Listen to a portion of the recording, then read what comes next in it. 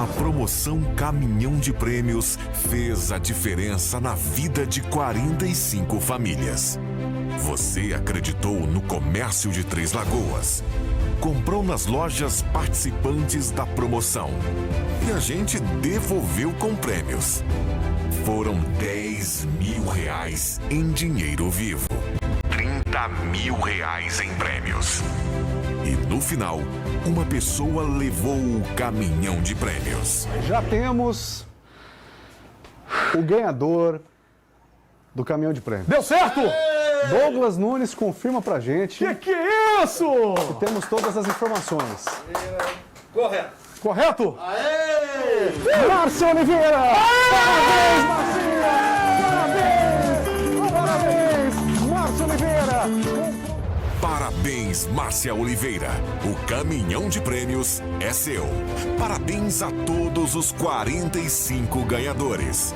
Obrigado a todas as empresas, a todas as marcas que acreditaram no Grupo RCN e que acreditaram na promoção Caminhão de Prêmios. Obrigado a você que comprou no comércio de Três Lagoas, que acreditou no Grupo RCN e que acredita numa Três Lagoas cada vez mais forte. Obrigado a você que acompanhou cada sorteio na segurança do seu lar e que acompanha nossos veículos de comunicação. A nossa felicidade é estar presente na sua vida. Aliás, vem aí mais uma promoção de sucesso do Grupo RCN. Grupo RCN. Juntos a gente faz a diferença.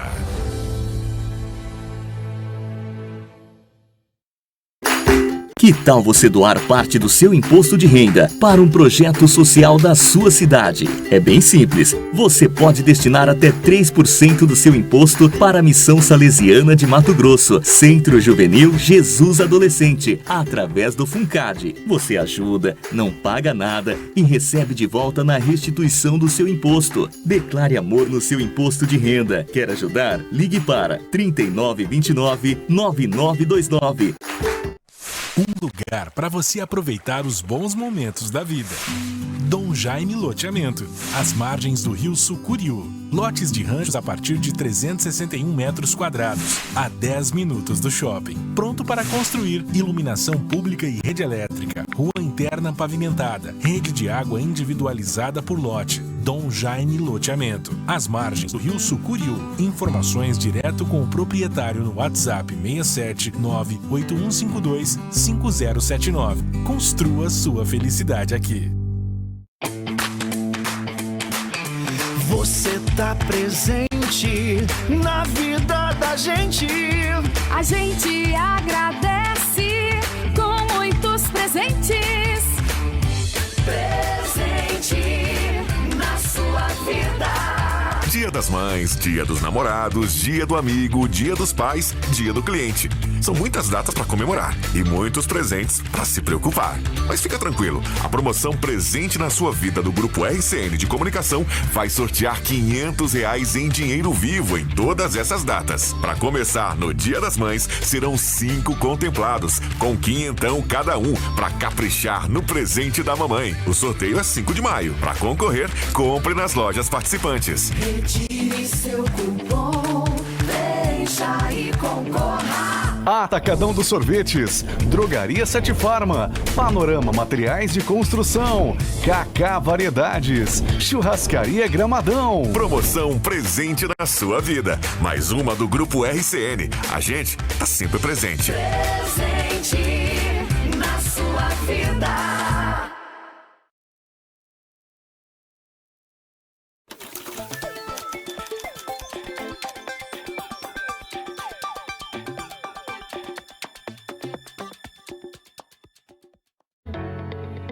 Começa agora pela Cultura FM e TVC HD RC Negócios com André Milton.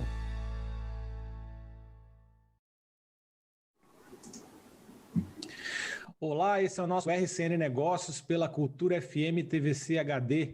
Hoje eu tenho a alegria de receber o meu amigo Evandro Grilli, Evandro que é advogado, sócio e diretor executivo do escritório Brasil Salomão e Matos. Um escritório hoje com mais de 160 advogados, com 9 unidades aí no Brasil e 2 unidades fora do Brasil, em Portugal. Evandro, obrigado por ter aceito e estar aqui comigo hoje. É isso, André. Um prazer enorme. Eu tenho um carinho gigante aí por Três Lagoas, especialmente por você. Eu diria, André, eu acho que durante essa pandemia aqui, eu acho que você foi o cara com quem eu mais conversei sobre os mais diversos assuntos, né? Desde o tempo que o mundo virou para lives, né? E a gente foi descobrindo isso juntos, né? Como é que fazia, como é que transmitia, como é que acontecia, né? E aí, depois dos decretos de lockdown pelo Brasil inteiro afora, como é que isso impactava as pessoas e as empresas e os negócios, né? Até essa fase aguda e dolorida que a gente está vivendo em todo o Brasil, né? Que traz desafios gigantes para nós. Primeiro, como seres humanos, né? Primeiro, como planejar a continuidade das nossas vidas nesse planeta, né? Como torná-lo um lugar mais humano, mais adequado e mais sustentável para se viver. E segundo, né? Nessa ordem de importância mesmo, né? Como é que a gente posiciona os nossos negócios neste novo mundo que está emergindo depois dessa hecatombe pandêmica que está fazendo com que a gente mude comportamentos, com que a gente altere a forma pela qual a gente fazia coisas, a gente relacionava com pessoas, a gente fazia negócios e certamente deve inaugurar, gostem ou não gostem, queiramos ou não queiramos, uma nova forma de ocupar o nosso planeta e de fazer a vida acontecer por aqui.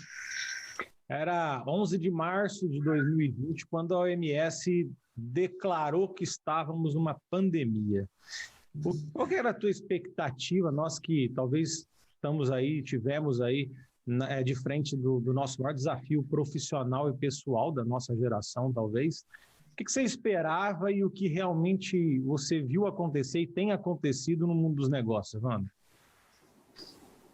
Olha, como um bom brasileiro, latino-americano, descendente de italiano, né, mais sangue latino ainda, eu acho que eu não esperava nada, né? A gente tem muito aquela coisa de uma cultura empresarial no Brasil, lógico, com exceções, né? Mas uma cultura empresarial e humana no Brasil de fazer as coisas acontecerem e darem certo, meio que na base do improviso, né? É assim que somos, né? É meio carnaval e futebol, né? O nosso carnaval é uma coisa improvisada a partir de algo que não existe mais e que é colocado ali numa perspectiva da beleza, da alegria, né? Nosso futebol também, né?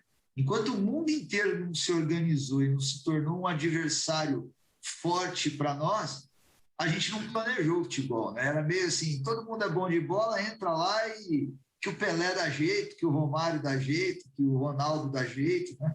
Até que o mundo aplicou o sonoro 7-1 em nós, em casa, na Copa de 2014, com o Mineirão lotado, né?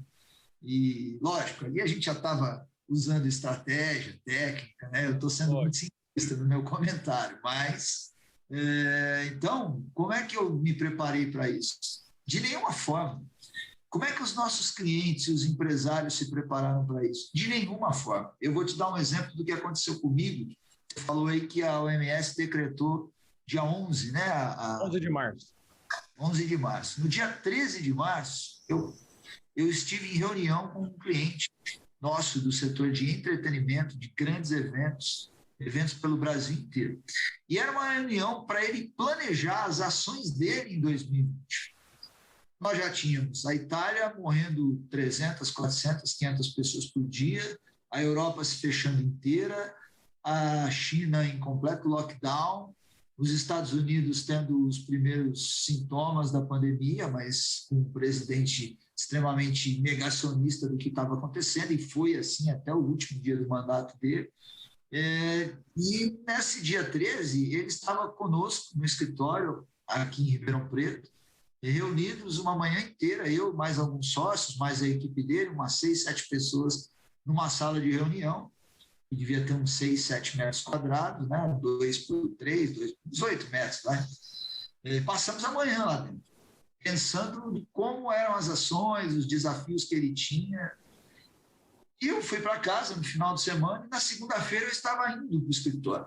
Eu, no caminho, vejo uma ligação dele no meu celular, atendi a ligação e era ele dizendo o seguinte: olha, meu filho testou positivo esse final de semana e eu estou ligando para todo mundo com quem eu me encontrei nas últimas horas. E a gente ficou trancado na sala lá a manhã toda de sexta-feira, das 8 à 1 da tarde. Então, estou te avisando. Assim, foi assim que eu me deparei com a pandemia. Eu, naquele momento, não sabia direito nem o que pensar, né? Você fica meio assustado, né? Cheguei no escritório, falei para a turma: não chega perto de mim. Vamos organizar isso. Eu estou indo para casa, vou me isolar lá pelo período de 14 dias, né? Pode ser que não seja nada, mas pode ser que eu tenha pego alguma coisa. Nem ele sabe se ele pegou do filho também. E vim para casa, dia 13 de março de 2020, e estou aqui em casa até hoje. Nesse período eu voltei algumas vezes ao escritório, mas os nossos escritórios todos, em todo o Brasil, estão fechados. Então, assim, eu não me preparei. E o nosso empresário cliente do setor de eventos também não se preparou. Enquanto o mundo já dava sinais de que ia parar, ele e todos nós, todos os empresários brasileiros de segmentos, estávamos fazendo planos para 2020, ou estávamos executando em 2020 planos que nós traçamos em 2018 e 2019. E eu não preciso dizer a você que ele não fez nenhum evento ano passado, né? Não fez nenhum grande evento. Esse ano, de novo, o setor de eventos estava discutindo a retomada dos eventos para 2020. E 2021. E no começo do ano, agora em fevereiro, todo mundo conversando, as associações foram a Brasília, pedir apoio, pedir ajuda, eis que, de repente, surge o maior de todos os eventos do país, que conversa muito mais com o público internacional do que com o público nacional, e cancela a sua versão de 2021, que acontece a cada 2 anos. Eu estou falando nada mais, nada menos do que do Rock in Rio. E quando o Rock in Rio cancelou a edição de 2021, né, o setor inteiro de eventos falou: nossa, eu acho que a gente também não vai poder fazer evento em 2021. Ou seja, a gente tem uma dificuldade grande de aprender lições, né? A gente não olha muito, a gente é muito otimista, muito no improviso, né? E o que essa pandemia me ensinou é que este planejamento, olhar com essa perspectiva sobre o nosso negócio na advocacia, que depois a gente vai falar um pouco mais sobre ele, mas nos negócios como um todo, é fundamental. A gente conseguiu, no nosso segmento aqui do direito, da advocacia, do judiciário, se adaptar bastante bem, porque da noite para o dia a gente ligou aí os aplicativos de videoconferência e conseguimos começar a trabalhar. Os tribunais estão fazendo as sessões de julgamento online, os advogados estão sustentando oralmente online. Aqueles clientes que não aceitavam a videoconferência, e é uma coisa que nós aqui no escritório já fazíamos há uns 4, 5 anos, porque temos clientes em todo o Brasil, então tem clientes que o cara não queria pagar o nosso traslado de Ribeirão Preto a Cuiabá, fazia uma reunião por videoconferência, né? Então já era uma coisa que a gente usava, né? Mas da noite para o dia, aquele cliente que não aceitava em hipótese alguma, a gente até oferecia: não, vamos fazer uma... Não, quero falar com você pessoalmente, se você não vier aqui, eu vou aí. E aí você ia de Ribeirão Preto a São Paulo, perdia o dia inteiro para fazer uma reunião, às vezes de 1 hora, 2 no máximo, e agora mudou tudo, né? Então, o que a pandemia fez? Ela deu um chacoalhão na gente e acelerou processos e situações que estavam caminhando lentamente e que tiveram que acontecer para que a gente não parasse. Então, assim, esse foi o maior aprendizado, assim. a pandemia é um atalho, um novo normal, uma nova forma de fazer negócios, muito mais no mundo online, mais ainda do que já estava, né? Porque se a gente for um pouquinho para o passado, a gente vai ver vários movimentos nesse sentido de Mercado Livre, Magazine Luiza, Netshoes, Amazon, que tem hoje com o comércio eletrônico internacional o cara mais rico do planeta.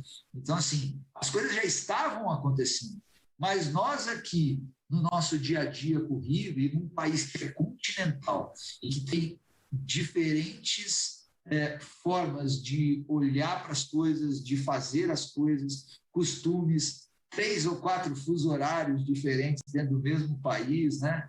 A gente acabou não enxergando isso tão bem aí do nosso lado. Tão bem, exatamente. Até porque a difusão dessas tecnologias, quando a gente sai aqui do eixo sudeste, alguns setores do centro-oeste, né? Quando você olha para o macro de uma forma geral, assim, nem todo mundo estava preparado, né? Nós somos um povo que a grande maioria da população não tem um pacote de dados no telefone para acessar a internet, ou tem um pacote tão barato e tão pequeno que não suporta uma situação como essa. Por exemplo, esse programa, esse bate-papo que eu estou tendo a alegria de fazer com você aqui, certamente, se fosse num momento normal, eu iria pegar o carro, viajar 500 quilômetros, até porque eu gosto muito de estar com vocês em Três Lagoas, mas eu ia estar aí presencialmente com você no estúdio, né? Com certeza. Era impensável, até para o telespectador que está nos assistindo, imaginar que nós não pudéssemos estar no mesmo estúdio. Você nem ia marcar a entrevista comigo. Não, Evandro, se puder vir, então a gente grava. E é incrível, né, Evandro? A imprensa, a grande imprensa, né, ela abriu mão até da qualidade que ela tinha. Quando você pega uma emissora de grande porte assim, ela teve que aceitar a imagem que vinha da webcam do repórter dela em casa, do comentarista dela, que não tem a mesma qualidade do cara que está lá no estúdio. Basta você assistir programas de qualquer emissora nesse formato, você vai ver o âncora lá, uma baita imagem em HD, e os caras no painel de LED ali, um negócio meio, né, embaçadinho do celular, às vezes o sinal da internet falha e dá uma descomprimida no vídeo, né? Evandro, agora fala um pouquinho para mim, nós começamos a experimentar um negócio que a gente não conhecia também, que foi a quarentena e o lockdown, né, que balançou o país, né?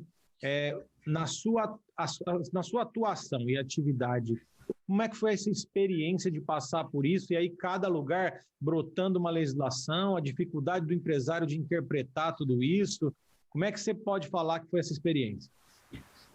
Isso acho que foi uma das coisas mais ricas, assim, como advogado, como diretor executivo e gestor do escritório, como cidadão, como pai, enfim, né? Que você volta para sua casa e você passa a conviver o tempo inteiro num lugar que você dormia e passava a noite, porque de manhã você saía e voltava só para jantar, praticamente. Então, foi uma coisa muito interessante. E olha só que interessante, né? A gente nem falava de pandemia, mas em fevereiro do ano passado, foi editada uma lei federal pelo Congresso Nacional, sancionada pelo presidente, e cujo projeto de lei veio do Palácio do Planalto, com elaboração ali do ministro Mandetta, então ministro da Saúde, e do ministro Sérgio Moro, então ministro da Justiça, né? E é a lei da pandemia, né? E todas essas regras de quarentena, lockdown, que viraram aí um instrumento político de do que é certo ou o que é errado fazer, no primeiro momento elas vieram do governo federal, porque o projeto foi apresentado no Congresso por este governo, foi aprovado no Congresso e sancionado por este governo. E a Lei 13.979, de 2020, de fevereiro de 2020, antes até que o Brasil tivesse algum caso, né?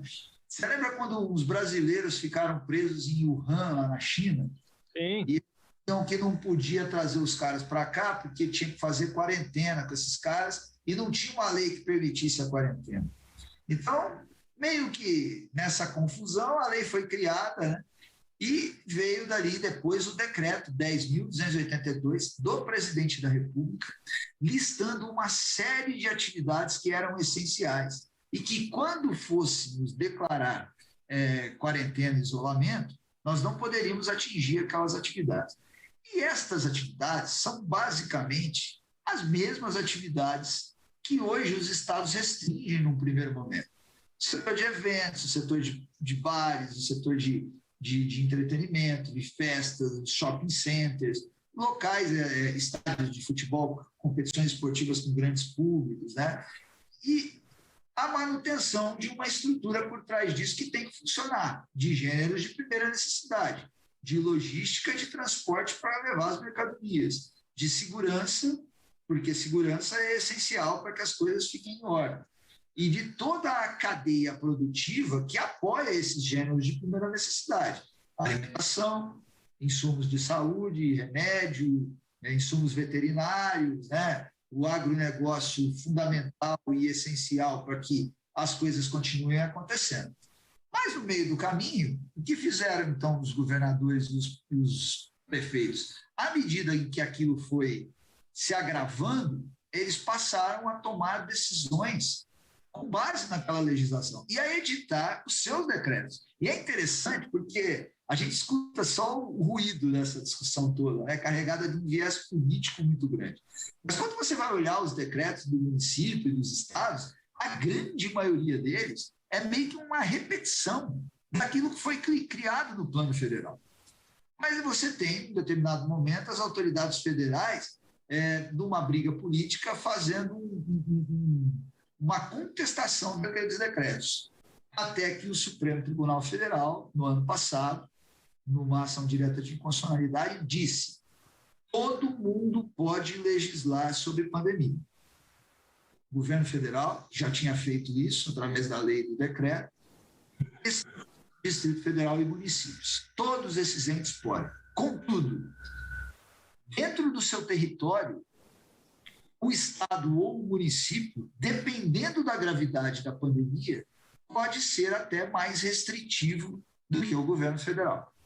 Então, passou a distribuir competência para todo mundo, né? E todo mundo com capacidade de dizer o que podia abrir, o que podia fechar, com base na sua realidade local. É bom até a gente fazer um parênteses aqui, né? Porque muita gente acaba dizendo que hoje quem manda é Estado e município. E o que a gente tem que lembrar é que o Supremo decidiu, não é isso. O Supremo decidiu que aquele que for mais restritivo, aquele que restringir mais nesse momento de pandemia, é a legislação que vai valer. Sim, porque qual que é a lógica da decisão do Supremo? O direito à vida vem na frente de todo o resto. Está na frente da economia, na frente do comércio. Eu sei que isso é muito dolorido e eu sei porque eu vivencio todo santo dia o sofrimento que o setor produtivo do país em geral está passando por isso. Nós estamos aqui o tempo inteiro questionando decretos, discutindo, porque os decretos muitas vezes são mal redigidos, né? Mas a gente sofreu muito porque faltou uma coordenação nacional sobre isso que pudesse mais pacificar do que dividir. E faltou que o governo federal, governos estaduais e governos municipais tivessem andado juntos sobre isso. E nós entramos numa discussão que questionou premissas científicas seculares, né?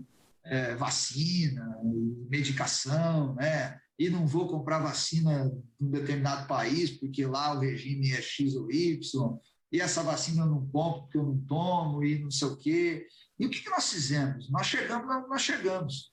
Nós temos um país hoje com a pandemia completamente descontrolado, né? Chegando a faltar medicamento para entubar paciente, para manter o paciente no mínimo conforto daquele procedimento que ele tem que receber numa UTI.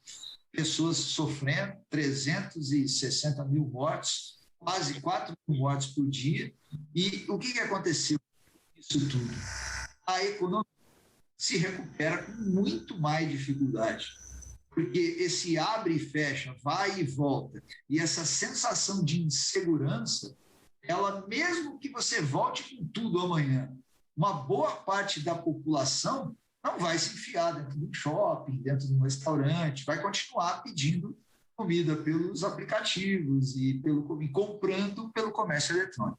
E aí o que a gente fala de começar a mapear tendências que já acontecem há algum tempo e que se tornaram tendências agudas hoje. Porque um dilema que eu coloco aqui para que todos nós pensemos, né? Será que ao voltar 100%, nós vamos ter de volta 100% o cliente como ele comprava tempos atrás? Será que isso vai acontecer?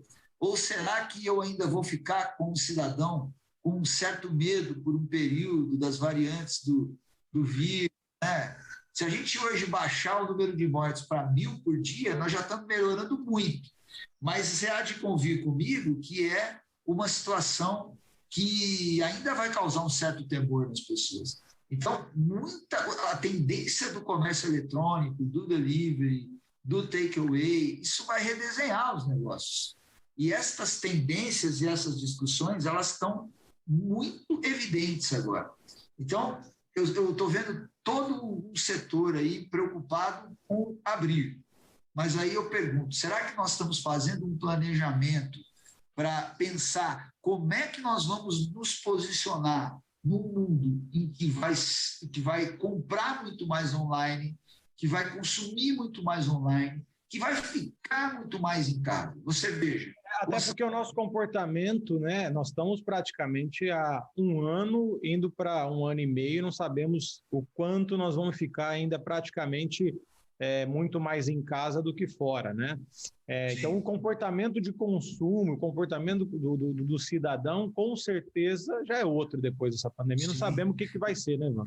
Exatamente. Eu vou dizer uma coisa para você. Eu vou fazer agora uma pergunta para você. Vou inverter o papel aqui. Você fez melhorias na sua casa nesse último ano? Esse espaço que eu estou falando com você é o primeiro exemplo. Sim. E assim, se você conversar com o setor de arquitetura e construção civil de pequenas obras, você não tem agenda para falar com os caras. Eles estão com trabalho até na tampa, porque as pessoas que estão ficando em casa, e eu sei que também é uma parte que não é a maior parte da população, eu sei que não é todo mundo que pode ficar em casa, mas se a gente pensar que as pessoas com mais poder no nosso país aí são 5%, 10% da população, essas pessoas compram mais em volume financeiro do que os outros 80%, 90%. E essas pessoas são as pessoas que normalmente podem ficar em casa. Os executivos do setor de prestação de serviço, né? Os executivos da área da advocacia, né? Consultoria, esses caras podem ficar em casa, agências de publicidade, e esses caras passaram o ano melhorando o seu espaço. Então, que há uma tendência de permanência mais em casa, mesmo depois do que tudo passar. Pelo menos é uma sensação que eu tenho, tentando olhar um pouquinho para o futuro e fazendo um ensaio do que eu estou vendo hoje. Esse exercício que você acaba convidando o empresário a fazer, de observar ao seu redor, né? O que está acontecendo? Eu preciso enxergar as tendências, enxergar o que está acontecendo para que eu possa me posicionar no futuro. Evandro, mas no meio desse turbilhão todo, existem setores que eles sentiram menos ou até cresceram.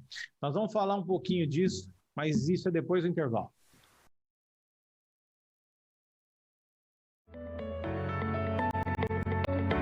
RCN Negócios. Que tal você doar parte do seu imposto de renda para um projeto social da sua cidade? É bem simples. Você pode destinar até 3% do seu imposto para a Missão Salesiana de Mato Grosso, Centro Juvenil Jesus Adolescente, através do FUNCAD. Você ajuda, não paga nada e recebe de volta na restituição do seu imposto. Declare amor no seu imposto de renda. Quer ajudar? Ligue para 3929-9929. Um lugar para você aproveitar os bons momentos da vida. Dom Jaime Loteamento. Às margens do rio Sucuriú. Lotes de ranchos a partir de 361 metros quadrados. A 10 minutos do shopping. Pronto para construir. Iluminação pública e rede elétrica. Rua interna pavimentada. Rede de água individualizada por lote. Dom Jaime Loteamento. Às margens do rio Sucuriú. Informações direto com o proprietário no WhatsApp 67981525079. Construa sua felicidade aqui. Um caminhão de possibilidades. Um caminhão de felicidade. A promoção Caminhão de Prêmios fez a diferença na vida de 45 famílias. Você acreditou no comércio de Três Lagoas. Comprou nas lojas participantes da promoção. E a gente devolveu com prêmios. Foram R$10 mil em dinheiro vivo. R$30 mil em prêmios. E no final, uma pessoa levou o caminhão de prêmios. Já temos o ganhador do caminhão de prêmios. Deu certo! Douglas Nunes confirma pra gente. Que é isso? E temos todas as informações. Correto. Correto? Aê! Márcio Oliveira! Parabéns, Marcinho! Parabéns! Parabéns, Márcio Oliveira! Parabéns, Márcia Oliveira. O caminhão de prêmios é seu. Parabéns a todos os 45 ganhadores. Obrigado a todas as empresas, a todas as marcas que acreditaram no Grupo RCN e que acreditaram na promoção Caminhão de Prêmios. Obrigado a você que comprou no comércio de Três Lagoas, que acreditou no Grupo RCN e que acredita numa Três Lagoas cada vez mais forte. Obrigado a você que acompanhou cada sorteio na segurança do seu lar e que acompanha nossos veículos de comunicação. A nossa felicidade é estar presente na sua vida. Aliás, vem aí mais uma promoção de sucesso do Grupo RCN. Grupo RCN. Juntos a gente faz a diferença.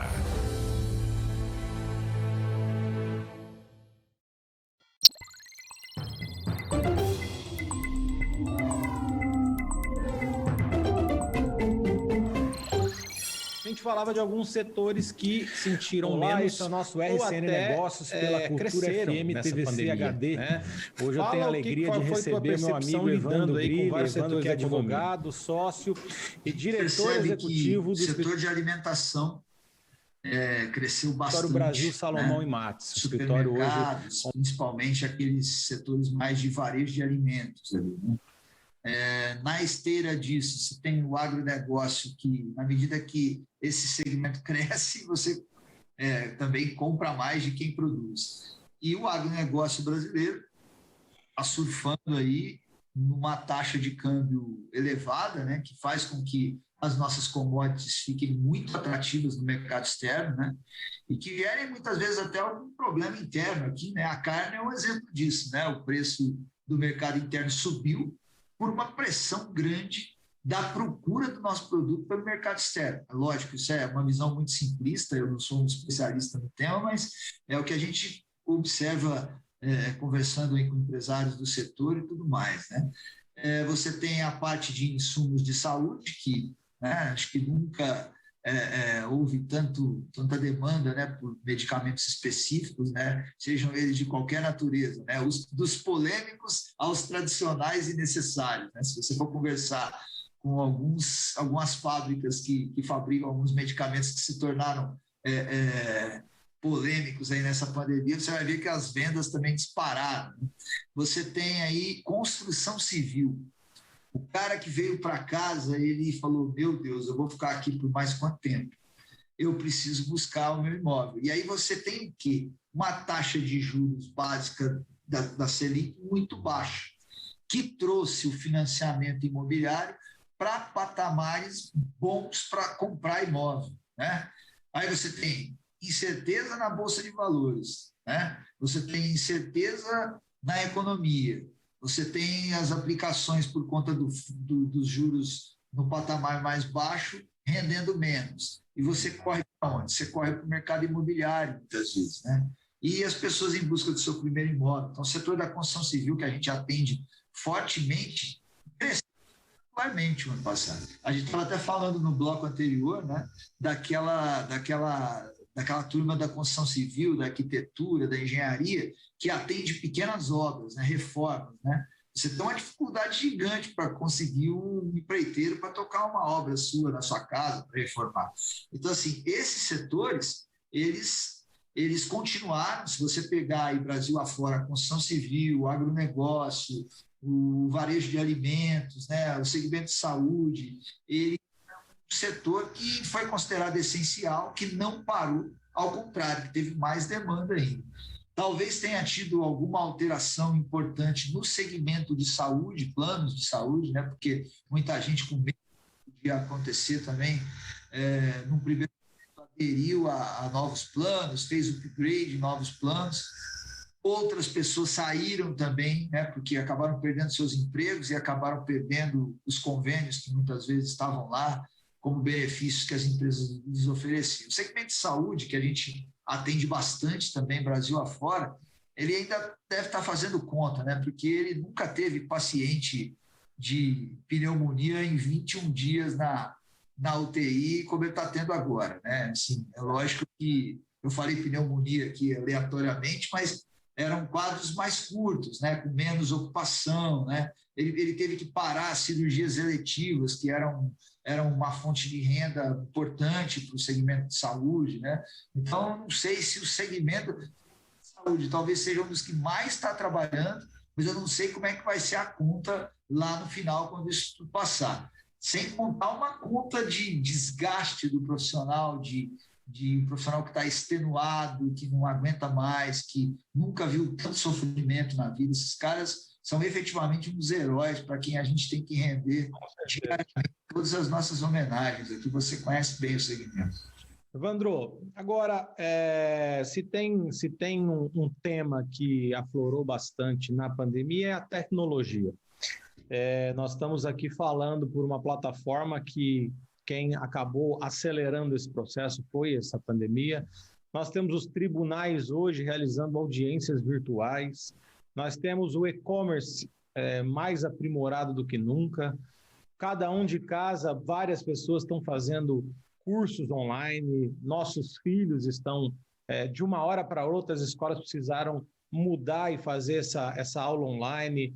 Vira e mexe, você tem, às vezes, atendimento médico por telemedicina. Esse futuro chegou de uma vez? O que você me fala disso tudo? Esse futuro chegou, André. Eu acho que a gente, com a pandemia, acelerou e aprofundou transformações que vinham acontecendo de uma forma gradual e lenta. Elas tinham ali um gráfico assim, né, subindo assim, de repente fez assim.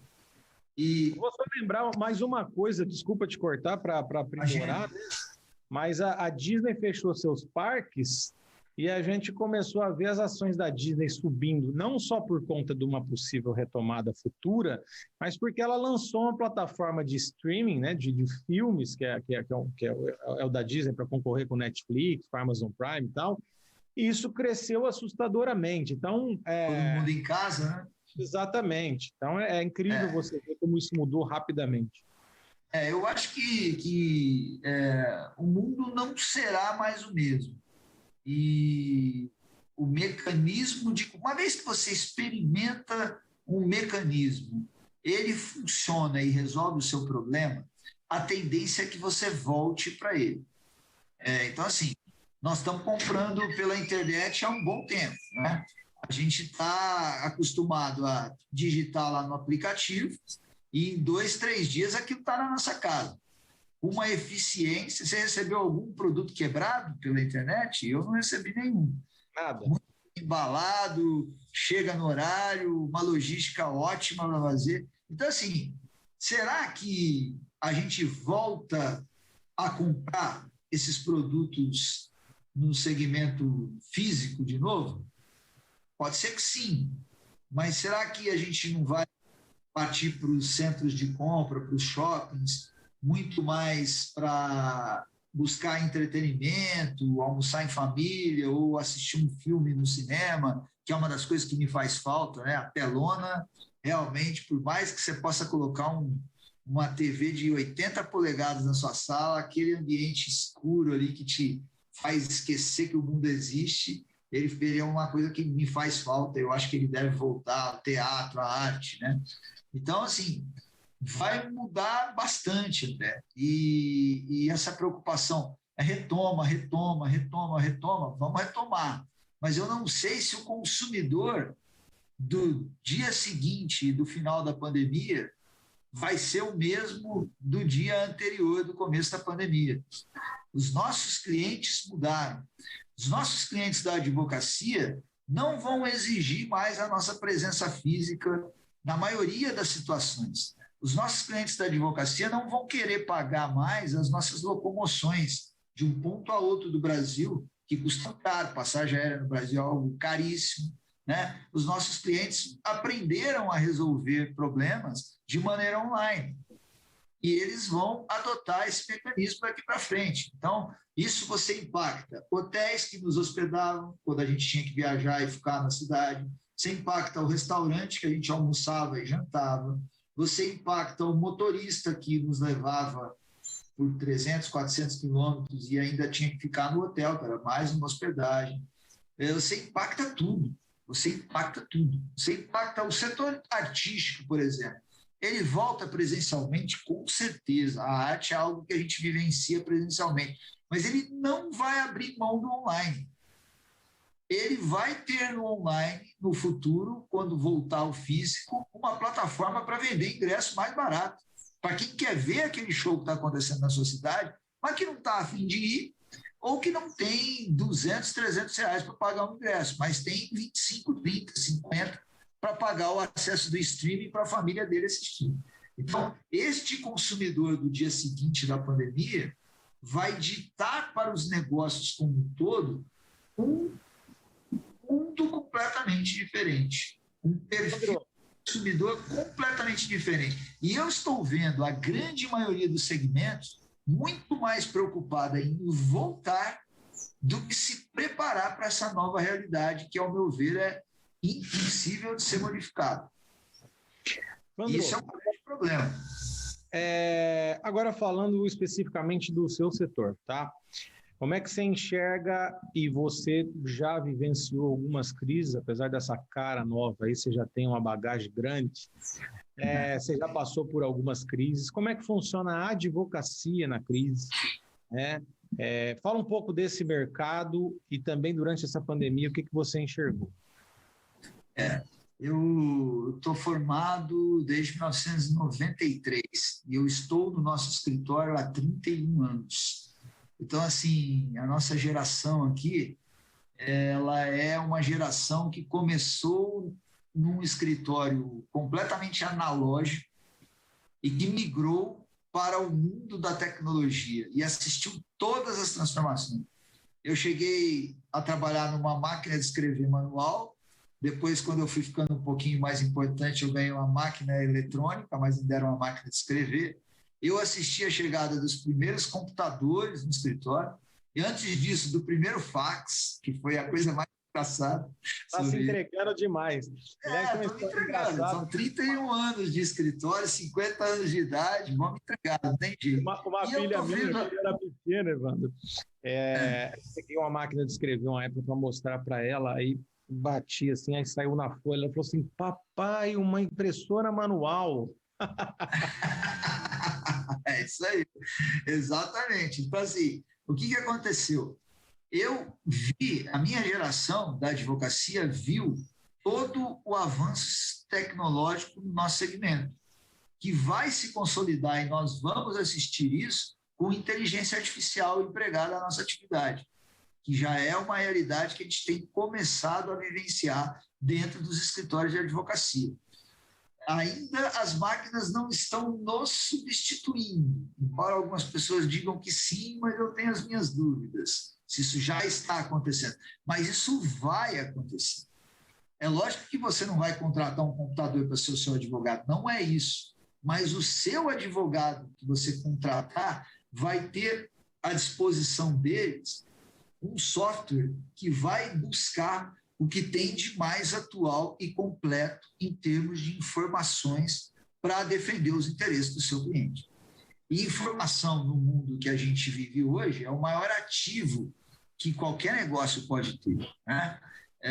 Seja no ramo de hotelaria, hospedagem, seja para vender salgadinho na internet. Então, você vai saber qual é o setor da cidade que mais compra de você, quantas compra, o perfil, a faixa etária, tudo. Você consegue ter uma visão do mercado muito maior, mas para isso é preciso investir, é preciso chegar. Nós tínhamos nos posicionado em 2018, 2019, e que foi um crescimento tecnológico ao longo de 20 anos, mas que deu uma virada grande, você acompanhou isso, a gente foi para a nuvem, passou tudo para a internet, saiu... A gente não sentiu o problema. A gente foi para casa, levou o laptop, conectou na internet de casa e continuou trabalhando como se nada tivesse acontecido. Mas por quê? Porque nós tínhamos nos preparado ao longo de 2 décadas e nos 2 anos anteriores à pandemia, sem nem imaginar que ia acontecer uma pandemia, a gente se posicionou num upgrade tecnológico que nos permitiu simplesmente não sentir o que estava acontecendo. Ao contrário, a gente ganhou mais produtividade em 2020, a gente teve, por conta desse boom aí de uma série de dúvidas, de insegurança jurídica, de crise propriamente dita, a gente teve até, no setor da advocacia em geral, você vai observar crescimento. Agora, é lógico, tem um outro segmento da nossa atividade que sofreu muito com isso. A advocacia não é feita só de grandes players, de grandes escritórios que estão no mercado. Esses escritórios estavam preparados, mas tem uma gama de advogados que vivem sozinhos, que às vezes estão nas suas casas, né? Tem aquele advogado que ele vivia fazendo diligência para escritórios de uma cidade para outra. No mundo do processo eletrônico, da audiência online, do julgamento online, essa função simplesmente não existe. Eu diria para você, eu não tenho números, mas nós temos 1.100.000 advogados no Brasil, segundo a OAB. Eu diria para você que um contingente muito importante dessa totalidade de profissionais vivia exclusivamente disso. E esta atividade está com os dias contados. Talvez ela nem volte a existir mais, na medida em que audiências online continuem acontecendo e uma série de coisas.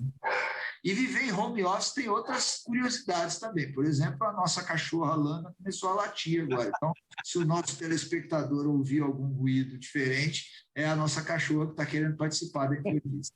Evandro, agora, a crise, então, para a advocacia, muitas vezes também significa oportunidades também, porque surgem conflitos, surgem necessidades das empresas, dos clientes, e aí a advocacia está aí para poder atender, não é isso?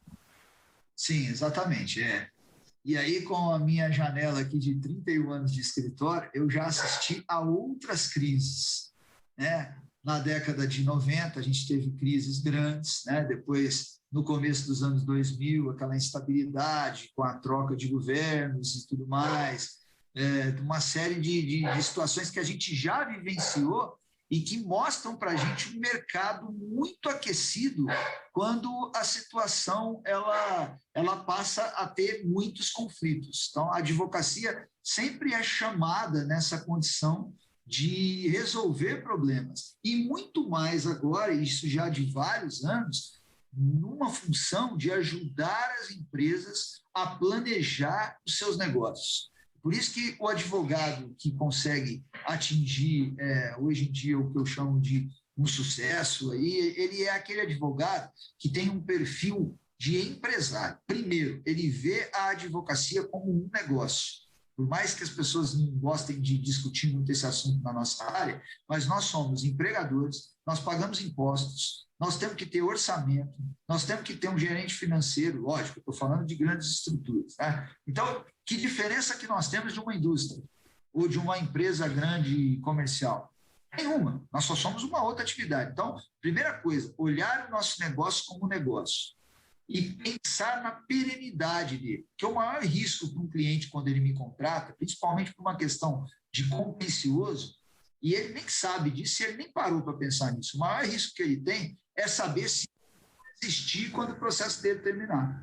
Cortou, você falou, é saber se você vai existir quando o processo... Se o escritório vai continuar existindo no tempo que demora para ele. Olha o risco, você vai, contrata um escritório, e no meio do caminho, se esse escritório não estiver bem estruturado, ele simplesmente acaba. Ele não tem mais força para... É lógico, isso é raro, né? Não acontece sempre, mas é pensar. Então, olhar para esse lado como advogado, olhando para o nosso negócio como negócio, e mais, abrir a cabeça para entender o negócio do cliente. E não entender o processo e a dúvida jurídica que ele tem. Você precisa mergulhar dentro da estrutura dele, saber o que ele faz, como ele faz, com que recursos ele faz, de onde vêm os recursos dele, se são produzidos aqui, os e o que ele pretende ser e fazer daqui a 5 anos. Se você não souber que o propósito do seu cliente é daqui a 5 anos estar num patamar que ele possa ser comprado por um grupo econômico internacional, internacionalizar as operações dele, se você não tiver essa informação, porque você não perguntou, se ele não te contou e não quis dividir com você, eu até te perdoo como advogado. Mas se você não sabe, porque você não foi perguntar para ele, a falha é tua. Porque quando você conhece os objetivos e os caminhos que o teu cliente quer percorrer, você tem muito mais condições de ser um parceiro dele nesse seu crescimento e fazer com que ele possa chegar onde ele quer. Nem sempre isso vai ser possível, mas muitas vezes é. A gente já viu inúmeros casos de sucesso de empresas com as quais a gente teve a oportunidade de atender e montar parcerias ao longo dos 51 anos em que o escritório está fundado. Muitas vezes, e se você souber disso, você pode ser um parceiro e alguém que vai ajudá-lo a atingir esse objetivo. Agora, existe então um abismo entre a formação desses profissionais, as universidades e o mercado, né? Porque para você estar inteirado desse novo mundo, desse emaranhado de operações que o seu cliente pode estar envolvido, da cabeça dele para você auxiliar ele num processo de decisão, as universidades acabam assim totalmente alienadas quanto a isso. Eu estou errado, Evandro? Existe, eu diria que não é nem um abismo, é um oceano de distância, porque infelizmente o ensino jurídico no Brasil tem tido dificuldades até para preparar os alunos para sair da faculdade e passar no exame da OAB. Os níveis de reprovação são enormes. E aí, ao invés de você melhorar a base acadêmica e a educação, a gente escuta de vez em quando alguém falando que quer acabar com o exame da OAB, que é um filtro para separar o que serve e o que não serve para o mercado, né? Então, assim, isso é gigante. E já era gigante, André. Na minha época como estudante, já havia um descompasso enorme. Eu tive a felicidade e a sorte de estar no escritório Brasil Salomão e Matos Advocacia desde o meu primeiro ano. E nós já éramos naquela época em que éramos naquele momento comandados apenas pelo Dr. Brasil, só estávamos em Ribeirão Preto, mas ele já tinha um projeto de atender os clientes dele em tudo que eles precisassem. Ele já tinha, essa fala que eu acabei de fazer, ele já tinha percebido nos anos 80, sabe? E isso foi fundamental para que a gente pudesse chegar onde a gente chegou hoje, né?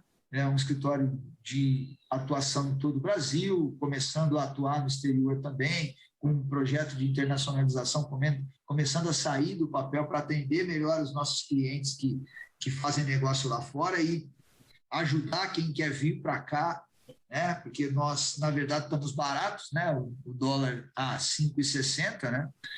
Nós só não estamos atraindo mais gente porque há uma instabilidade política, econômica e social por conta da pandemia que está afugentando investidores. Mas na hora que isso der uma organizada, nós somos um celeiro de oportunidades, né? E a universidade precisa acordar para isso. Ela precisa fazer com que o advogado saia dela, o advogado, né, o estudante de direito, o bacharel de direito, saia da faculdade com noções de como funcionam os negócios.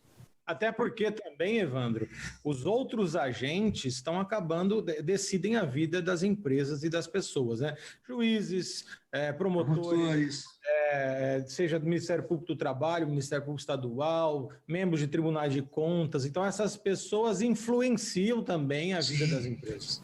E essas pessoas, muitas vezes, como nós, não tiveram a oportunidade de aprender.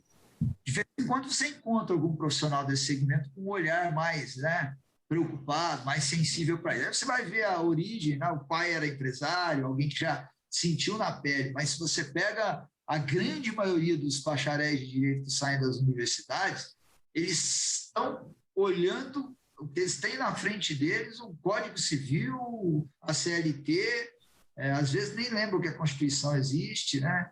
E isso se disseminou muito, porque aqui em Ribeirão Preto, quando eu me formei, por exemplo, tinha uma universidade de direito. Hoje deve ter umas 6. E, assim, a gente está formando uma mão de obra para um mercado bastante incapacitada para atender as necessidades de um país com tantos desafios na parte econômica, social e tudo mais. Evandro, para a gente terminar, nós temos agora um ano para terminar, se Deus quiser, essa pandemia. O ano que vem é um ano de eleição e pós-ano de eleição nós não sabemos como é que vai estar o orçamento brasileiro e tal. O que você sente? Qual que é o teu feeling para o cenário aí brasileiro no ambiente de negócios, para a economia? O que você sente?